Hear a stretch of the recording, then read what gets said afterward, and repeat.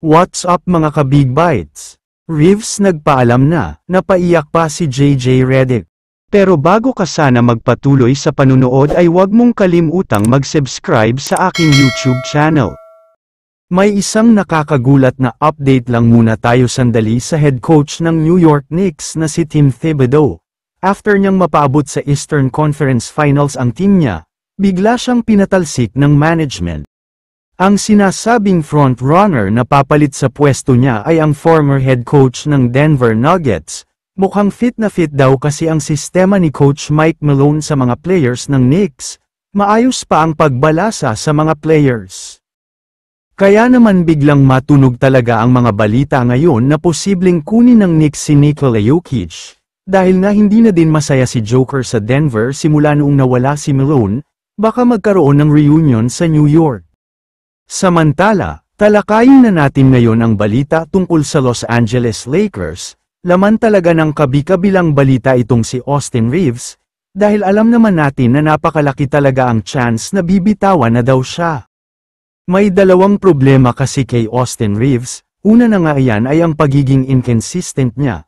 Nakita nating lahat yan sa naging serye nila kontra sa Wolves kung saan wala talaga siyang ambag at lumubog ang laro niya.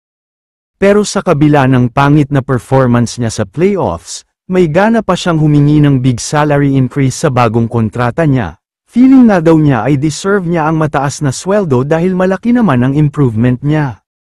Kung si Coach JJ Redick nga daw ang tatanungin, wala naman problema sa kanya dahil kung siya ang magdedesisyon ay pagbibigyan niya si Reeves dahil gustong-gusto niya ang player na ito. Pero wala sa kanya ang desisyon. Ayon sa mga trending na post, mukhang hindi daw pagbibigyan ng Lakers ang request na salary increase ni Reeves, dahil nga may balak silang kumuha ng isang superstar, kaya kung pagbibigyan siya ay lalampas sa salary cap. Kaya naman ayon sa mga kumakalat na balita, nagpaalam na daw si Reeves kay Coach JJ Redick, pumunta daw ito sa practice para kausapin ang mga kakampi niya, dahil mukhang ramdam na niya na malapit na daw siyang ma-trade.